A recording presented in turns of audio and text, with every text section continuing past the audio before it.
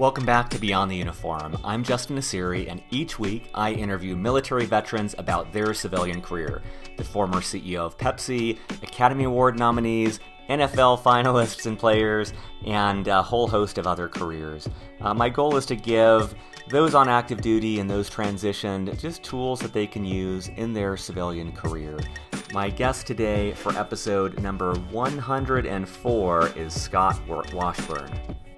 I think the biggest thing is finding something that you're passionate about and really going all in on that. You know, there's no lack of different ways to become an astronaut. If you look at the resumes of people that were just selected, you have Navy SEALs pilots, you have MIT professors, you have engineers at SpaceX, you have people who specialize in marine biology, doctors, you know, so there's no lack of options on how to get there. I think the biggest thing is finding what you're really passionate about and just going all in on that. Well, I think you're going to really enjoy this interview with Dr. Scott Washburn. First of all, he has an incredible story he starts the interview with about rescuing a dog unexpectedly at 14,000 feet on Mount Bierstadt, and how months later he was on the Ellen DeGeneres show sharing this story. I think what's most impressive about this interview is Scott has wanted to be an astronaut since a very young age, and he pursued his PhD. He has done so much in the space industry, and he actually made it to be one of the 50 finalists for the astronaut selection program this year. To put this in perspective, 18,000 people applied, and to make it in the top 50, that is 0.3% or 0.27% of the people that actually made it to that point.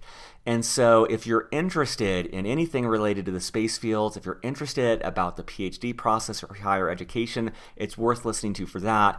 But if you're not, I think it's great to listen to this as well, because it's just a great role model and example of someone who set a huge goal, literally going into outer space. I mean, can you think of anything more intimidating of a goal? And he made it so far on that. And he also is great about talking about what it was like to not make it to that final 12 out of the 15.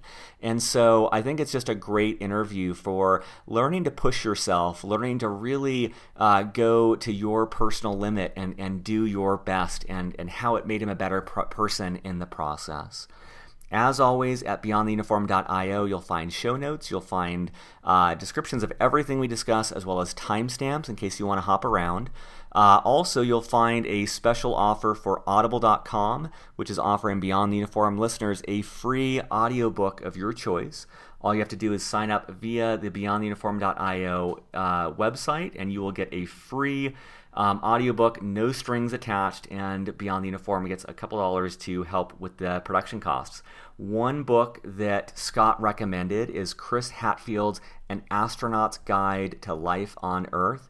It talks about Chris's journey to becoming an astronaut, as well as little snippets of wisdom that apply to just everyone's life here on Earth. So with that, let's dive in to my interview with fellow submariner Scott Washburn. Well, joining me today in Littleton, Colorado is Scott Washburn. Scott, welcome to Beyond the Uniform. Yeah, thanks, Justin. Honored to be here. For listeners, I wanted to give a quick background on Scott. So Dr. Scott Washburn is a radiation effects engineering manager at SEAKR Engineering. He started out at the University of Colorado Boulder, after which he served in the Navy as a submarine officer for 5 years. When he first left the Navy, he worked as a thermal and project engineer at the Space Systems Loral, or SSL, after which he returned to the University of Colorado Boulder for his master's and then his PhD in Aerospace Engineering. Since then, he has worked as chief engineer at Geryon Space Technologies, as well as research engineer at NASA. Scott was also one of the 50 finalists of the astronaut selection program. So, Scott, usually I start with kind of the story of what you're up to right now, but first I was tipped off that there is a story about you, your wife Amanda, summiting Mount Bierstadt, a German Shepherd, and the Ellen DeGeneres show. Could you share a little bit about what happened there? Yeah. Yeah, it's kind of an interesting story, and I'll try and give you a somewhat abbreviated version because it's a long story. But so for your listeners who don't know what a 14er is, where this kind of story starts at, a 14er is a mountain that's over 14,000 feet tall, MSL. And it's a big thing in Colorado. People go hike all these 14ers. There's 50 some in the state. And so this was back in 2012.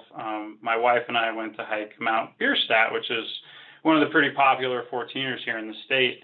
And we were actually going to do two peaks. So there's a peak right next to it called Mount Evans. And so there's a little traverse in between them. And my wife and I were doing the traverse and got a little bit off course. And I was maybe 100 yards ahead of my wife, and she called out to me, "Hey, come back here! I found a dog." And I thought I misheard her because I figured there's no way there's a dog up here. So I went running back, and sure enough, my wife had found this big German Shepherd tucked under the rocks.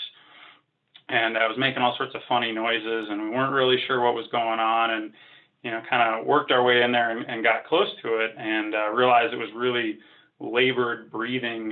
The dog has her muzzle was basically, she was breathing out of one nostril. Her muzzle was sealed shut because her saliva was so thick, and one of her nostrils was clogged. And so we got her some water, and kind of got her rejuvenated and breathing again, and couldn't figure out for the life of us how she had got there all by herself. People take dogs on 14ers, fairly frequently, but this was not an area where you particularly want to take a dog. So we tried figuring out how to carry her out, and we tried, firemen carrying her and throwing over our shoulders, and then taking turns and each grabbing an end, and ultimately had to give up. The terrain was really gnarly. It's these big, unstable boulders that you're kind of hopping between, and we decided if we were going to try and pull her out by ourselves, we were probably going to really injure ourselves. So we took a few bearings so we could locate her later, and then we ran down the mountain as fast as we could and found a park ranger who informed us that they wouldn't be able to help. The only way they'd be able to help is by sending someone up to shoot the dog. And we told them, no, don't go shoot that dog. We'll figure something out. And so, we drove back to Denver. My wife is calling every rescue group we can think of, and we just couldn't get any help to help us go get this dog. We got back into town. We weren't sure what to do. And there's a website called 14ers.com where people post trip reports or information about different trails, so you can kind of see how the terrain is and weather and stuff like that. And they have little, chat boards on there. So we got on there and we posted about this dog and said, hey, if you happen to be up there, please, here's where this dog is roughly. Please bring her food and water, and we're going to try and put together a rescue group. So we got this huge outpouring of responses. And we were planning on going up the next day. Unfortunately, the group kind of fell through. So 2 days later, we were able to get a group of 8 other guys up there, and we met at the trailhead early in the morning. And unfortunately, since we weren't able to get enough people together the day before, I was a little nervous we were going to be hiking in to unfortunately find a dead dog. But we got up there, and lucky enough, we found this dog, and she was still alive. So we got her food and water, and we actually loaded her in this huge backpack and took turns hiking her out, with one guy with the backpack and then 2 spotters to help navigate through these rocks until we got to, better terrain. And we were able to, zip her down into the city, and we had found a veterinarian who had contacted us on 14ers.com and offered his assistance. He said, if you find her and she's alive, bring her straight here and I'll take care of her. So we did that. And turned out she was in pretty good shape, all things considered. She had her pads completely torn off and, little dehydrated, but other than that, in pretty good shape. And, we kind of figured that was the end of the story. It was a nice little thing to have done. It somehow reached its way to the local news, and so there was a little local news story that night on one of the local TV stations. And from that point, it just kind of exploded, which we really didn't anticipate. And part of the reason it exploded is the owner of the dog saw that news story and then contacted us on 14ers.com and said, "Hey, thanks for saving my dog. I'd really like to have her back." And the initial response was, or thought was, "God, no." But we asked him, "Okay, tell us why you want this dog back, and or why, what happened and why you deserve the dog back." And he basically had told us, he was up there with a kid hiking, and that a thunderstorm had rolled in, and the dog had torn up her paws and wouldn't walk anymore. So he made the decision to leave the dog and save himself. And we told him, "Yeah, I understand all of that. You abandoned the dog to save yourself. Like I get that decision. People die on 14ers all the time because they got struck by lightning.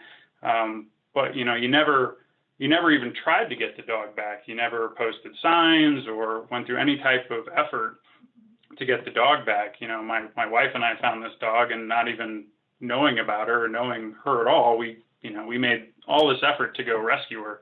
So, I'm sorry, but we're keeping the dog." And of course, that's when things really blew up. It kind of got all over the place on social media, and we got contacted by a bunch of different news organizations, and we went on Good Morning America, and then we were eventually contacted by Ellen DeGeneres' people on the Ellen DeGeneres show, and they invited us to come on. And that was just such like a really cool experience. We got to go and meet her and be on the show, and she's just an incredible person and a huge dog lover. So it was just a really neat experience. That's incredible. I just love I love that resilience of just going through all of that to save a dog. I'm a huge dog lover. We've got a 5-year-old rescue dog, Hemingway, and I can't imagine having him stranded up there. And so I love that you guys took that extra initiative to just see him home safely. And one of the guys that helped you rescue him ended up adopting him. Is that right?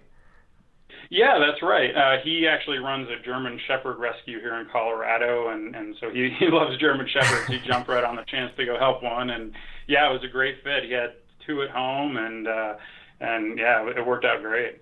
Man. Well, switching gears more to the main subject, if you were chatting with someone who was on active duty, how would you explain what you do for a living right now? Yeah, so the short version is that the team I participate in, we test and analyze how electronics work in the space radiation environment. And what a lot of people maybe not be very familiar with is there's actually a huge radiation environment in space. And it's a little bit different than, what you're familiar with here on Earth. It's different than getting x-rays at the doctor's, or you even might find at a nuclear power plant. So the space environment is just constantly being barraged by radiation. And this particular type of radiation, actually atomic nuclei that are zipping all around the galaxy at incredible speeds. And they're so energetic they'll penetrate a spacecraft and zip right through a piece of electronics or even a human, and they can cause a huge amount of damage. So what my group does is we go out and test different electronic components and see how they react in that environment. And then we analyze the designs that we build here at my company, which is different types of space electronics and computing systems, and see, how these things will perform in the radiation environment. So kind of a long-winded answer. But, no, this is great. I should disclose I am a huge sci-fi nut, and I love reading science fiction, and loved in the fiction world, loved Mary Roach's book. What was it? It's Packing for Mars. I just love all this stuff space related. So I'm just grinning ear to ear as you're describing all this. I think it'd be such an incredible thing to do. Yeah, well, I'm a space nerd, to be sure. So. Well, I always like to kind of back up to give listeners a sense of how you got here. And so when you were on active duty, how did you first decide that you were going to transition out of the Navy? Well, it was a really tough decision for me. I initially signed up for the Navy really only intending to do my 5-year commitment and get out, which obviously is what I did end up doing. But I loved the Navy. I just loved the Navy and the submarine force in particular. I loved the job, I loved the mission, I loved the people. And so when I kind of was nearing the end of my term, I really struggled with, is it the right decision to get in or to stay in or get out? And the reason I really wanted to get out was because I've always wanted to be an astronaut. That's kind of been the driving theme in my life. And I knew that there was a chance I could get there as a submarine officer. There has been one selected previously back in 2000. It's Commander Stephen Bowen. I think he's a captain now, actually. And they actually recently selected an active duty submariner in this most recent selection cycle. But I wasn't sure how to set myself apart from the crowd as just a generic submarine officer. So I thought that, in order to improve my odds, that I would get out and start working in aerospace. And I'm been passionate about the space industry and space exploration my entire life. So that was an industry that I really wanted to be a part of and really wanted to work in. That was kind of the driving thing behind that decision to get out. And so, when you made that decision to leave the Navy, how did you know what you wanted to do first? I think it's always helpful for listeners, especially those on active duty, to get a sense of like how you approach that first job search and what ended up leading you initially to the SSL.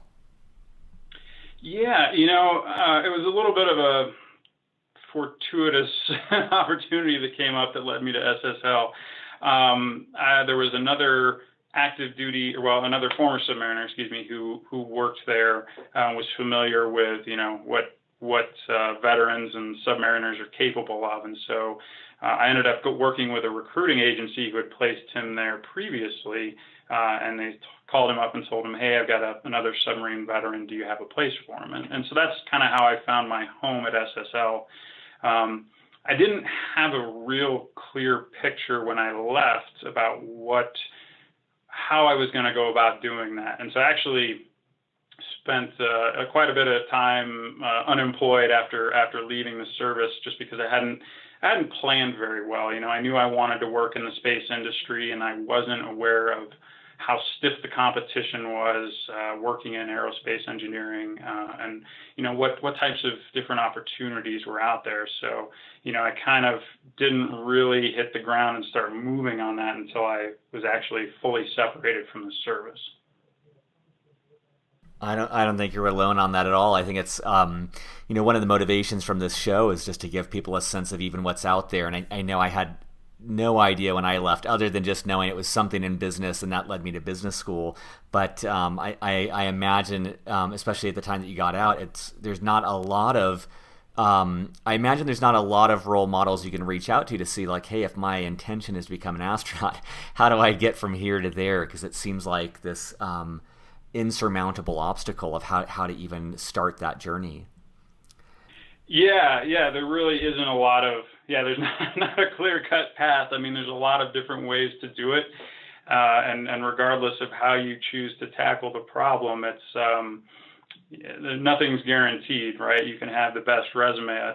That certainly doesn't mean you're going to be an astronaut or even get an interview to be one. So, and again, there's not a lot of people who make, in particular, the submarine to aerospace transition either. So that was particularly challenging. And I think now there seems to be a lot more resources, or perhaps when I got out there were all the same resources. I just wasn't aware of them. But I think there's a lot of good resources and awareness of those resources now. At least I hope, to veterans getting out. And what was your role like there as this thermal and project engineer, and what ultimately motivated you to go back to school? So my role was pretty different than my day-to-day in the submarine force. In the submarine force, my extent of engineering was more operationally focused, and that was my day.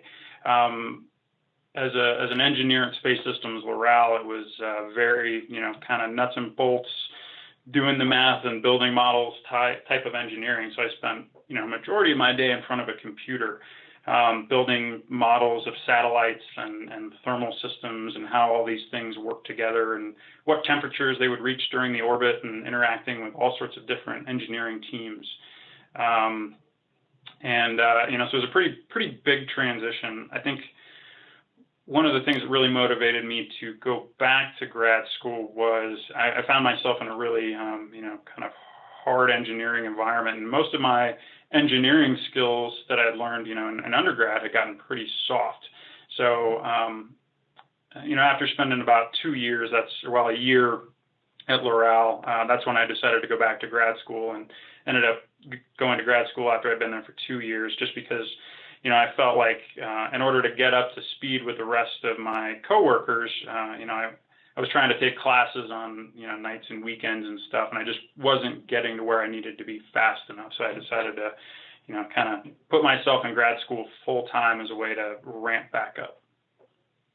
I'm just curious, do you have any thoughts if someone's considering going to school directly after active duty versus, you had a couple years experience, which I was the opposite. I went straight to business school, and there's some things I regret about that, of just not having a lot of context for appreciating the education I was receiving. And so I'm curious if you have any thoughts on that straight to education path versus getting a little bit of experience in industry first.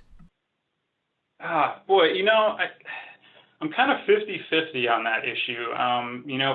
For me, not having a real good feel for the industry itself, I think it was beneficial for me to go work in the industry for a little bit before I went back to grad school.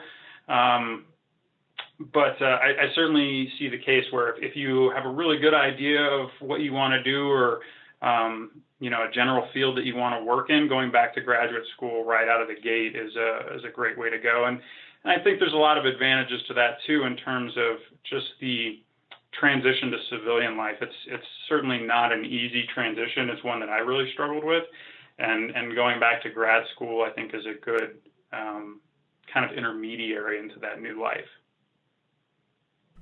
And did you know when you went back, was the ultimate goal a PhD, or at what point did that emerge as the strategy?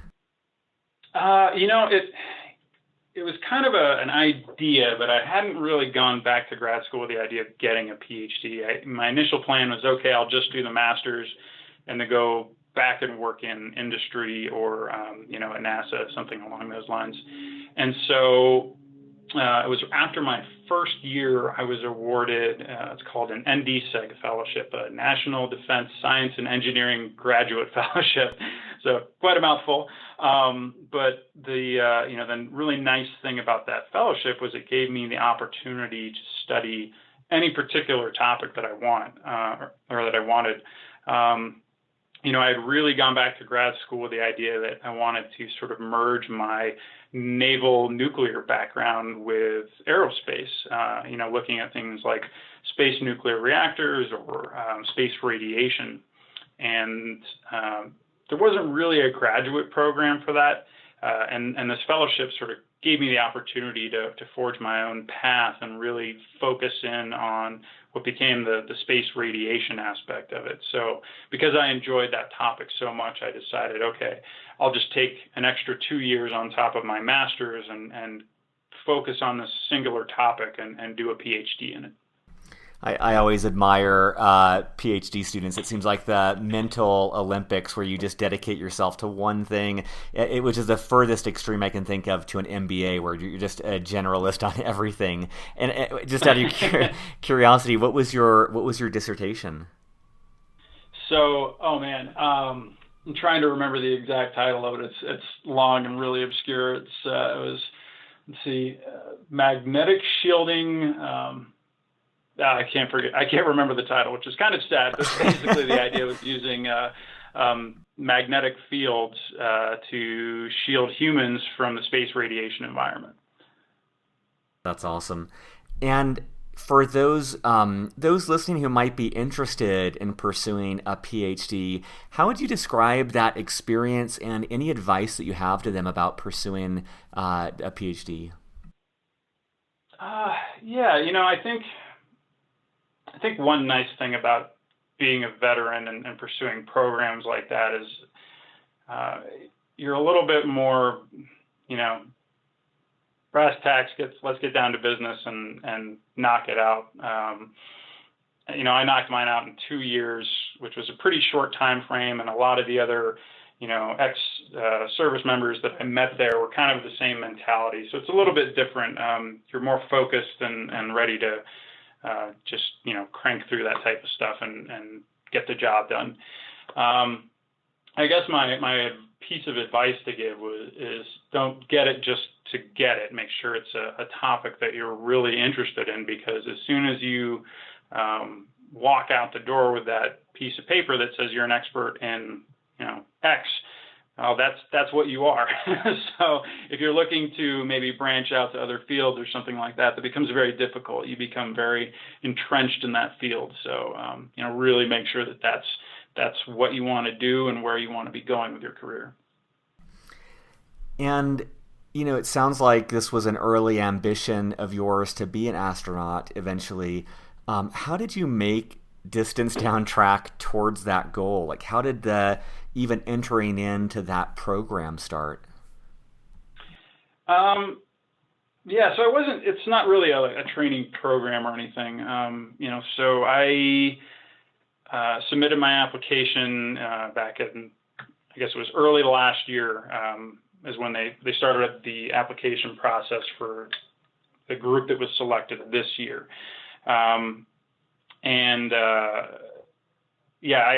It was 18,000 plus people who put in for the initial application, and then they gradually whittle it down to 120 semifinalists who come in for a 3-day interview, and then 50 finalists who come in for a full week-long interview. And from that 50, this year they selected 12 to be a part of that, or to be a part of the astronaut corps and start actually training to be an astronaut.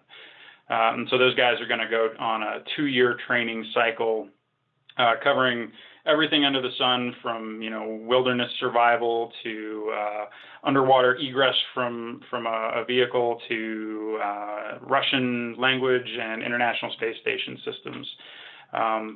But the first starting point is just applying for the program. And for me, it's been a lifelong dream. So I've kind of plotted along the way of what are my interests, and what things can I add on that might help me get there. And so working in the space industry is one, but being a submarine officer in the Navy was another thing that helped to get me there. And that was part of my initial considerations on getting into the submarine service. I wanted to serve my country in general, but I looked around for, what might be a good similarity to being in space. And so I decided to join the submarine service, actually, and I signed up in 1999. And in 2000, NASA selected its first submarine officer. So that ended up playing out pretty well. And I just tried to find little things along the way that I thought, would help get me there. I got my private pilot's license, got my scuba diving certification, little things like that. I mean, there were things that I wanted to do anyway that I found really interesting and exciting, but they were also things that, worked into what they're looking for astronauts. I think it's just incredible to think of even 18,000 down to the 120 and then down to the 50. So it's like a 0.3% of people who applied made it to the point that you did. What was the application process like? Is this like a written, just kind of like a typical written application as the starting point? Yeah, it's just a standard online application through the USAJOBS website. So you just put in your resume like you normally would, and there's a few follow-up questions about, vision and some of the basic medical requirements, if you are a pilot or not. But yeah, it's pretty simple. And once that's in the door, then NASA starts chomping away at it. I heard that they had over 50 different HR specialists that they pulled in from all the different centers to help churn through all those resumes and start to narrow them down. And I'm not sure if you're allowed to talk about it, but I'm curious. Once you made it to that group of 120, you talked about this 3 day interview, which to me sounds so awful to think of being on under observation for 3 days. But what was that? What was that process like? It was awesome. I mean, that was one of the coolest experiences of my life. It's covered under a ton of NDAs, so I can't talk a lot about the details of it. But it was just an incredible experience. They're kind of evaluating you as a person. They're also doing a little bit of medical screening at that point to make sure, okay, this person can be a viable astronaut candidate. The medical requirements are very strict. There's lots of different things that can disqualify you from space flight. One major example they always give is kidney stones. If you've ever had kidney stones, that's a disqualification just because your body relies on gravity to pass kidney stones. Well, if you're up in space, you can't pass a kidney stone, and that could become a really big problem. So there's a fair amount of medical screening that comes along with it. But yeah, the whole process was just, I kept calling it adult space camp. So it was really cool. That's awesome. If someone listening is interested in going this route, and I'm sure there are people who aspire to that as well, any advice in particular about how to make it as far as you did, to make it to that 0.3%, to that final round of review? Yeah, I mean, I think the biggest thing is finding something that you're passionate about and really going all in on that.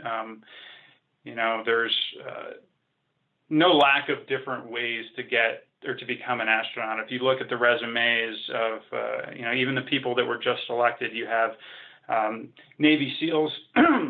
Excuse me, you have Navy SEALs, you have pilots, you have MIT professors, you have engineers at SpaceX. You have people who specialized in marine biology, doctors, so there's no lack of options on how to get there. I think the biggest thing is finding what you're really passionate about and just going all in on that. That's really important for them, is just finding people who excel in their fields and push themselves constantly. And I think that's another big recommendation or piece of advice, is just constantly work to improve yourself and make yourself better. Find things that challenge you and really push your skills, push your boundaries, and get right on the edge of your comfort zone and push you beyond that. And that's another big thing that they really look for. Mm. I think that's great advice for anyone. I feel energized and motivated just hearing about that, of just wanting to just push yourself. And it seems like even from the little snippets of your story I've heard from just 14ers and pilot's license and scuba diving, like you've definitely really gone, had the ambition of getting the most out of each year of life, and I really admire that. Yeah, well, thanks. It's been a fun adventure, like pursuing all those different things, whether you make it as an astronaut or not, it definitely can look back and say you've done some really cool things, and you've enjoyed it along the way. Yeah.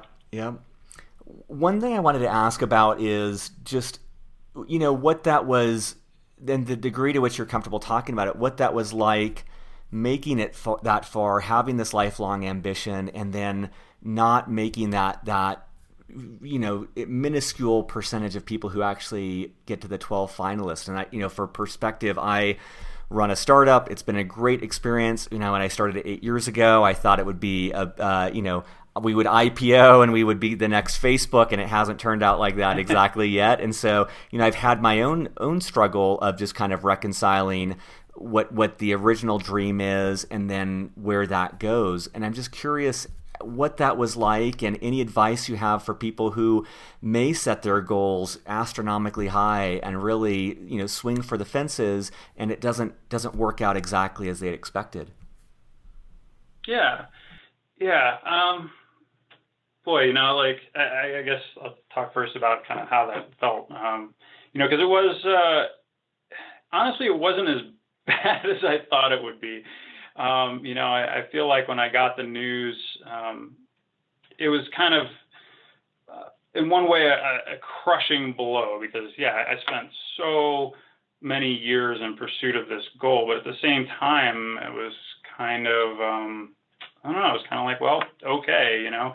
And I think part of the reason for that is when you make it to the final 50, every single person there is just, they're some of the most incredible people you will ever meet in your entire life. I mean, and it's something that they've been pursuing their entire lives too. I mean, whatever they do, whether they're a doctor or a pilot or, you know, a marine biologist, they are the best in their field, and it's something that they've been pursuing their whole life. And then they're just really incredible people to, you know, aside from all that. So, you know, when I wasn't selected, it was kind of like, well, okay, you know, you didn't take me, but, you know, it's hard to get too upset when I know the other people who did get selected because they're pretty incredible people. So it was, you know, almost bittersweet in that aspect. You know, it's hard to get too upset about it. And, you know, like I've got a few friends who are astronauts now, so that's not too shabby. Yeah, but let's see.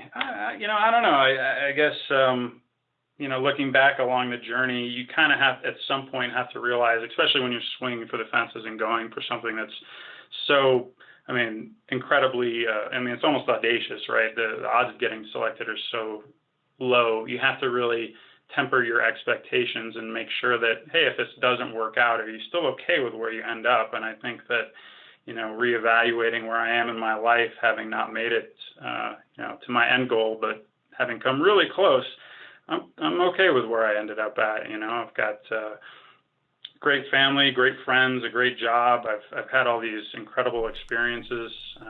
You know, it's a hard thing to it's hard to regret any of it. I just love this image of looking around this room of 49 other people and just being in awe and just the gratitude to be in that company. And I'm imagining the realization that these other people are looking at you in the same light of like, man, this guy was a submarine officer, he's a pilot, he's done all this stuff. And so just to even have that as your peer set is really incredible. So yeah, my hat's off to you on all of that. Yeah, well, thanks. I'm curious, I always like to ask people about resources, books, websites, programs, conferences, just anything that you've done along the way that's helped you in your civilian career that might help someone listening as well. You know, I didn't have a ton of resources that I relied on. I think one of the things I found recently that I've kind of gone back to quite a bit is actually, it's of course space related, go figure. It's Chris Hadfield's book. It's called An Astronaut's Guide to Life on Earth. And it's just this really incredible book. It talks about his path to becoming an astronaut. But there's so many little snippets of you know, wisdom in there that I think apply to everyday life, just about how to go after things in a way that doesn't matter if you're, you know, trying to be an astronaut or any other pursuit, just some really good life lessons and valuable things to try and integrate into your own life. That's awesome. And I know you've and I probably mispronounced that. Is it Geryon Space Technologies? Geryon. And you also have done work as a research engineer at NASA. What was that time like at NASA, and any advice to those listening aspiring to work there one day? Yeah, so actually, you know, I participated as a co-investigator on a NASA study. So I didn't actually go to a NASA research center. I did all my research from the University of Colorado. So pretty cool experience, you know, getting to work with those guys and both a couple of the different NASA research centers and civil servants. You know, I think if you are really interested in pursuing that path, there's lots of great opportunities to get involved. There's if you're, you know, undergrad or in graduate school, there's lots of internships and co-ops that are a great way to get your foot in the door. And, you know, just reaching out and kind of tapping into that network. I think one of the really cool things about NASA is everyone there is just so excited about what they do, and they're so passionate about it. They're more than willing to share those experiences with people and get involved. So, if you find something that you're interested in, find the person at NASA who's looking into it and reach out to them. I think you'd be really surprised at how willing they are to respond back to you and engage with you. That's great. Well, I always like to end with a more open-ended question, and that's just knowing that you've got an audience of active duty and recently and anciently transition veterans listening to the show. Any other final words of wisdom that you'd want them to know? It could be about work, about life, or just anything that is top of mind for you right now. Yeah. Boy, I think the biggest thing would be just, find your passion. I think it's worthwhile, especially during times of big transition, if you're an active duty service member and you're looking to get out, or, just at different points in your life, just take stock of your world and what you like and what you don't like, and make sure that you're striving for those things. It's something I wish I had spent a little bit more time doing when I transitioned out. Was taking a look at all of the different things that I liked about military service and looking at how I could fit those into my day-to-day life once I got out. I think for me, that was personally one of the big struggles, is many of the things I loved in the service were absent in the civilian world. So I spent a lot of time trying to find that in my job, and realized, it was something I was going to have to find in outside activities. That sense of service for me was a really big one that I had trouble finding in the civilian world. So, I guess that's my biggest piece of advice. Spend some time taking stock of the things you like in this world and figuring out how to get more of those, or if they're absent, figuring out how to get them as part of your world. This is great. Well, Scott, I appreciate your advice. I appreciate your role model for the veteran community. I love that. Just that image of constantly pushing yourself and finding ways to fill in those things that you valued in one's service. I know that's a theme that's come up before, is just there are so many needs met by military service, and it's hard to replicate that on the outside. So I love that thought of just continuously looking for ways to find that either in work or outside of work. So thank you so much for your time. Yeah, absolutely. Thanks for having me on. It's been a real pleasure. Surface.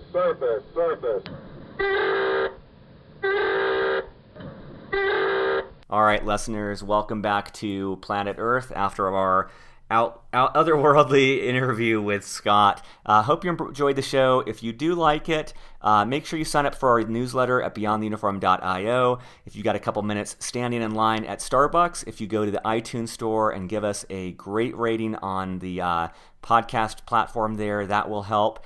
As well as if you didn't already sign up for an Audible free trial at beyondtheuniform.io/books, you'll get a free audiobook. It's a great way to use net time or no extra time to fly through different books that you might not get to in reading.